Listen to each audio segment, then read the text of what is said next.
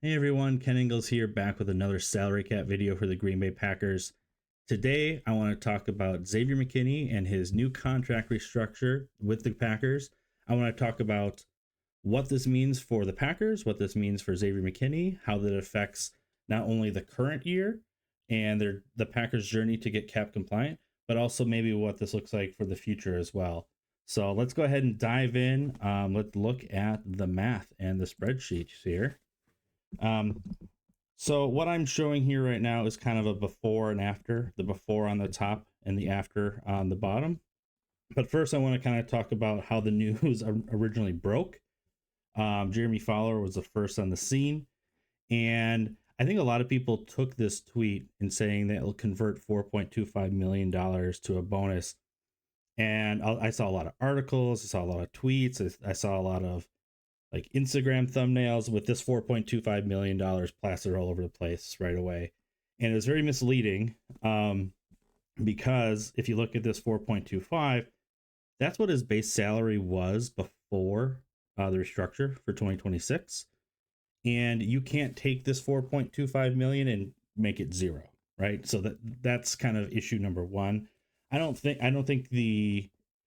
like when I read this, I did not believe that the amount was $4.25 million. But unfortunately, that I think people saw that and they kind of took it and ran with it. So I want to kind of explain what actually is the math and what's going on. I think this is just kind of like a premature kind of the first piece of information that came across the desk and it got sent out, right? But ultimately, what they did is they are able to take this base salary here and reduce it to the minimum. And so the minimum for a guy like Xavier with his years of experience is 1.215 million. So you can't make less than that no matter what. And so the Packers dropped the base salary, and then this roster bonus of $8.5 million, every penny of this was also kind of part of this restructure and combined. And I actually have a way to look at that right here on the restructures. It might be a good way of doing it. So the old base salary, 4.25. The new base is 1.215. You subtract it off. So you got 3 million and change that they're able to kind of available for this restructure. And then the entire roster bonus of 8.5. So there's 11.5 million of money of cash that the Packers restructured in order to create cap space. So what does this restructure actually mean? It really, for Xavier, means almost nothing. Literally, any amount that was assigned as base salary is going to continue to be earned over the 18-week season. Actually, it's 18 weeks and then another 18 weeks. So it's like every game check is not a full check, it's a half a check. So they actually get paid over 36 weeks.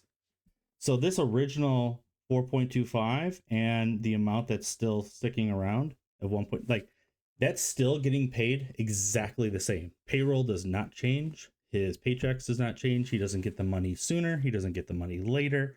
Nothing changes there. Same thing with this roster bonus. This roster bonus triggered on the third day of the league year, which would have been March 13th. That amount, and then depending on how it's written in the schedule, a lot of times those bonuses aren't paid out in one big check. Like it'll trigger on the 13th, but a lot of times there's like maybe 2 or 3 days where it's like, okay, 4 million needs to be paid out by the end of March, and then another 4 million by the end of September. Something like that. That will still happen. So literally, Xavier McKinney's bank account is untouched, unfazed. Nothing changed.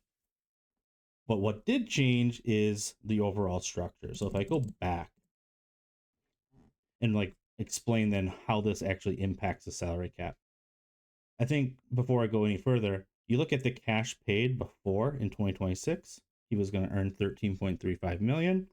You look at the after, 13.35 million. Again, unchanged, unfazed. All this kind of below the line cash stuff is identical.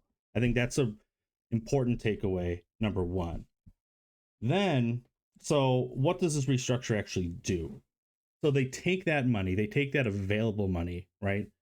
The available base salary and the entire roster bonus, and then on paper, they just call it a signing bonus. We're like, okay, we're not going to pay you a base salary, we're not going to pay you a roster bonus, but we're going to call it a signing bonus, and we're still going to pay it the same way when on your paychecks. But for cap purposes, signing bonuses get this treatment where you can spread that hit over a maximum of 5 years. So you can see here that 11.5 million and change that I spoke about on that restructures tab, that's the total of these 5, allocations. These aren't payments. The cash isn't moving to the future years. It's just how the accounting is done, right? They're just going to choose to account for it 1/5. But in order to do the up to 5 years, he added 3 void years. So what are void years? A void year in a contract, it's a real year. Like there's a base salary assigned. You'll see here it's all, I don't have anything in there for zeros because it literally doesn't matter for like 98% of like potential cap in contract scenarios. So it's not even worth kind of keeping those in here because all it does is create confusion because it'll almost certainly never get paid out. So they're real looking years in a contract. They got base salary. If there's any bonuses or other contract language, that'll all be in there. But then there'll be a little clause that says, okay, if the player is still on the roster like 20 days or 10 days before the start of the 2028 season, the 2028 season is void. And same thing with 29 and 23. So they're real until right up against the window of when that 2028 season would actually start. And then the contract like self-destructs. But when the contract self-destructs, well, there's these cap charges out into the future. What happens with those? They just go away, right? No. Nothing's for free. If you pay it, you cap it. And just because you defer and push this money out does not mean that it just goes away. So what happens as of now, if we get to 2028 and there's nothing done, like a new contract restructure, anything, Xavier McKinney would not be on the Packers in 2028, but all 3 of these years would accelerate into 2028 and have a $6.9 million cap charge. So that's just kind of a... Now, if the Packers were to extend Xavier McKinney before the 2028 season and get a new contract and remove that clause that self-destructs the contract, these amounts would stay in his contract for those additional years. So like if he had like actual real years without voids, this would be the first step. So like no matter what, you're going to add 2.3 to 2028 if there was an actual year added here, and similar for the future years. So at the end of the day, the only thing that changes is that when we look at the cap charge, we're just looking at the sum of all these things in the 2026 year on the before contract. Well, again, the 8.5 million goes away and the 4.25 goes to 0, and you're left with only 1/5 of the 11.5. So you go from 19.1 down to 9.8, just under $10 million. It's a $9.2 million cap savings. Again, I want to stress, this is not a cash savings thing. Xavier McKinney is not doing the team a solid in terms of I'll get my money later or anything like that. No, he is well taken care of. And this is just accounting cap trickery. You talk about the rust ball magic. Here it is. It's just, it's spreadsheet math, it's paper math. Nothing else really changes. If I look at 2027, it slightly changes. Like his cap hit was already enormous, like by comparison, with a $16.15 million base salary. This contract was designed to like approach the 2027 season and make a decision. Are we going to extend you? Are we going to release you? or do we play it out and let you walk in free agency? And then maybe we'll talk about extending after the end of the 2027 season.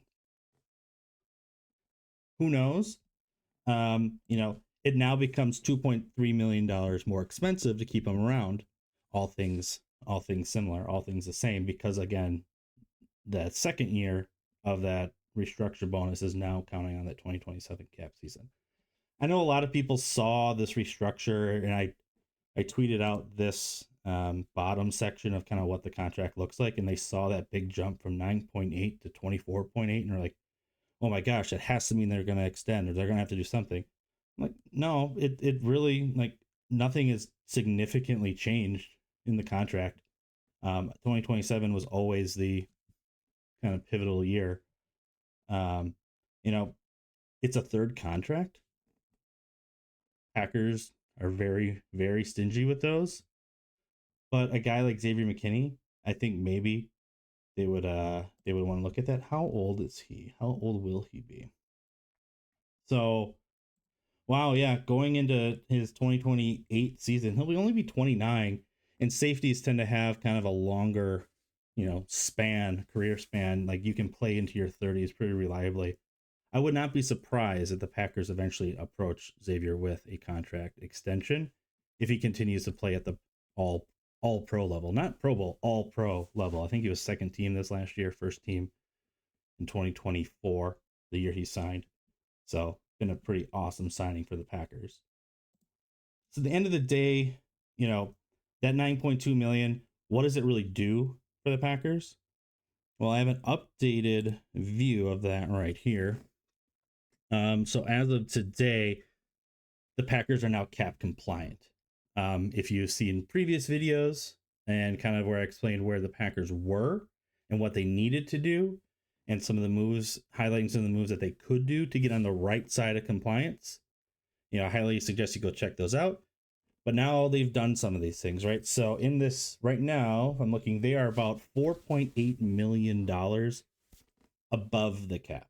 So not, or where they have room to grow, meaning that they are compliant. So when the new league year starts on March 11th, they need to have, you get your space, which I have up top, is just shy of 310 million, all things considered.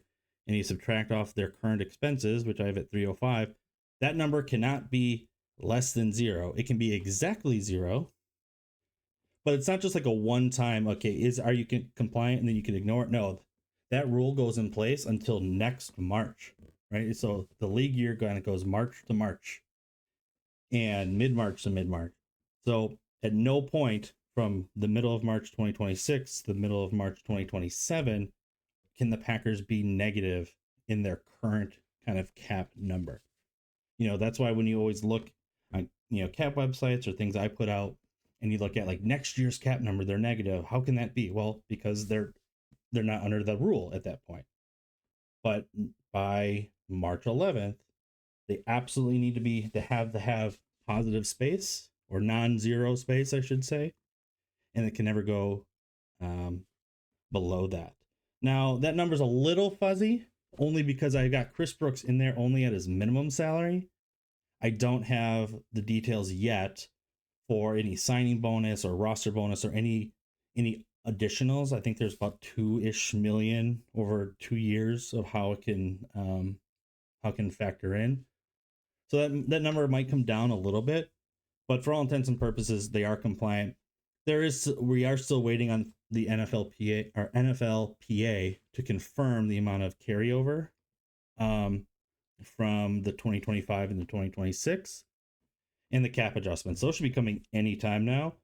The team literally cannot not know those things going into free agency and the start of the league year. They have to know what, where the bar is in order for them to achieve that level, right? You can't just be like retroactively tell them a week later, oh, by the way, you were over the cap and now we're going to penalize you.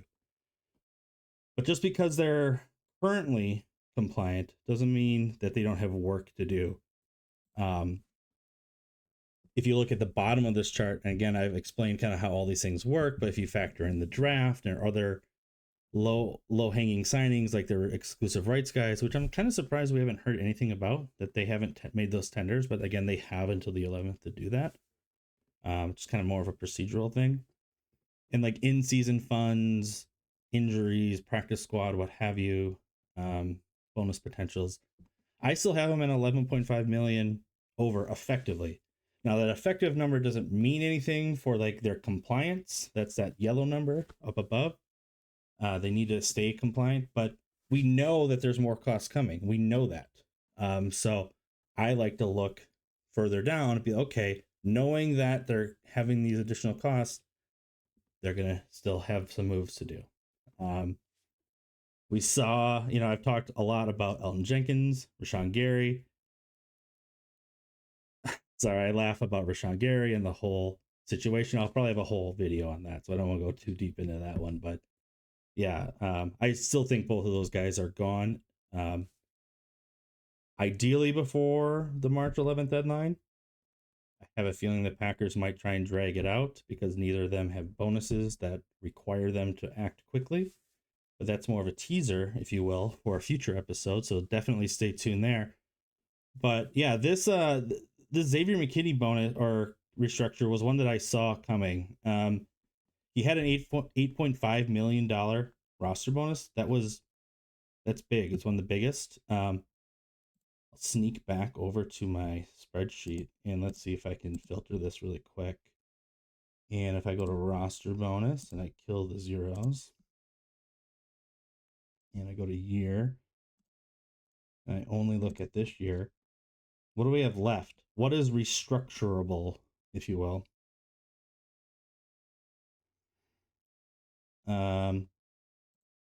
Now, these guys down here, Matthew Golden and Jordan Morgan, we cannot touch those contracts because they are not in their fourth year. And you cannot touch draft picks before year 4, if you didn't know that. But all these guys here, these are roster bonuses that are all due. I shouldn't say all. Lucas Van Ness is a little bit later because it's training camp based. But Aaron Banks, Nate Hobbs, our best friends from the 2025 free agency draft class, Zach Tom, Brandon McManus, Isaiah McDuffie. Those guys all have roster bonuses that are due March 11th, March 13th, third day of the league year.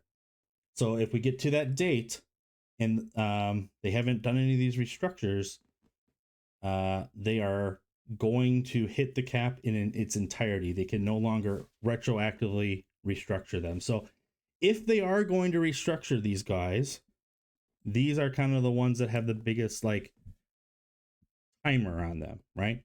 There's deadlines and the famous saying deadlines spur action. So of these, the one I think that makes the most sense, Zach Tom.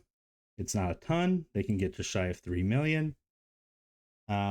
Maybe they touch Banks, maybe they touch Hobbs. I think they're kind of, I personally think that they would rather make it easier to move on from them in 2027 by not pushing them out future cap and making the dead cap like significantly higher by doing in restructures. So I think they might stand pat. I'm hedging a little bit, because if they need the space, it's there and it's available. But again, they need to think quickly on these. They can't drag their feet. These type of, again, the 13th is the day here. And then there's other guys that have restructure ability, if you will. So these are guys with 0 roster bonus. And, and how much money they can come out of them. Again, Jordan Love, I've talked about that. Yeah, they can create 7.3 million with a snap of the finger, but like, do they want to put all their dead cap eggs in one basket? I don't know. Or do they want to spread it around? Rashawn Gary, Jenkins, yeah, there's a lot of restructure potential. I just think they're gone. Surprisingly, I need to go into Micah Parsons' contract with you guys, but yeah, there's not a lot of savings there because I'll tell you what, if you're making $40 million, $41 million, and your cap hit's only 19 million, you have to suspect that there's already some shenanigans and cap pushing already happening. And spoiler, that's exactly what's happening. So there's not a lot of extra meat on the bone, if you will. But then, yeah, Josh Jacobs, I think is a potential that they could break in case of emergency, break glass in case of, needed cap space. Devontae Wyatt, I've spoken about. I think he gets an extension and would not be willing to do a max year restructure with the Packers. And then you got a handful of other guys who can, gain a few million, but they're all in their last year except for Christian Watson, who again I think is going to get an extension. I think Tucker Kraft's going to get an extension. I don't think you want to push out money on any of your PPE guys. So that's Wicks, Brooks, Valentine. I think they, I don't know if Brooks even makes the team. Valentine, I don't know what their plans are there, and I think Musgrave he's further down. Like again, it's only 600,000. I don't think it's worth touching. But like they have options. They can do whatever they want. Like if I just highlight these guys and let's just say they didn't do any cuts or anything and they just restructure them, they can create another $65 million. But it's not that simple.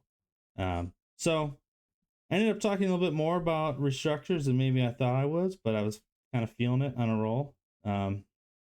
So yeah, I hope you find that interesting. I hope you guys enjoy this. I'll kind of go back to the current cap situation again. So right now the Packers are compliant. Just about 5 million, 4.5, 5 million, depending on where the adjustments and carryover officially lands. I will leave with saying this. So the tampering period, legal tampering period, starts the 9th, March 9th, Monday. And that's when you'll start hearing all these new deals flying, whatever. And you've also heard about a handful of trades that have been agreed to. None of those things can happen until March 11th. You cannot sign outside free agents, and you cannot sign, trades cannot go through they cannot go through until March 11th. The only time you can sign a player is if it's your own player, or that player has been cut and on the street, or a guy who wasn't in football last year and doesn't even have a contract that can expire, right? So if you're a street free agent, you've just been cut, or it's your own guy. So you hear, Packers sign, so-and-so. But wait, how's that work? They only have 4 point, they don't have, they can't even put pen to paper until the 11th. And they don't need the cap space until they put pen to paper, right? So if you hear Packers sign mega free agent, $25 million a year, you start hearing cap numbers thrown around, and you'd be like, how is that possible, Ken? They don't have the cap space. Well, it's a spoiler alert that there's going to be something that they're going to do. They're going to do a release. They're going to do a restructure of someone else, some of the guys we talked about. So hopefully that helps. Hopefully that kind of sets you up leading into free agency, leading into what the Packers are doing. I think they're just getting started. They've got absolutely have more moves to do, and I'm excited to see what they end up pulling off in the early days of free agency, because man, that first week after that, it's like it's wild. By the time free agency technically begins, it feels like it's almost done. So we are right around the corner. So buckle in, buckle up. And again, let me know if you guys are digging these, if you're liking these. I'm having fun talking nerd math. Hopefully you're enjoying it. I've been hearing a lot of great comments. I appreciate those. Definitely join the conversation. I try and respond to everyone that makes a comment. And, obviously, if you can, hit that subscribe button. It helps out, helps the metrics, helps the algorithm, helps all the things, helps me grow. So then maybe I can do more fun things for you guys in the future. So let me know in the comments and hit that button, and I will talk to you all next time.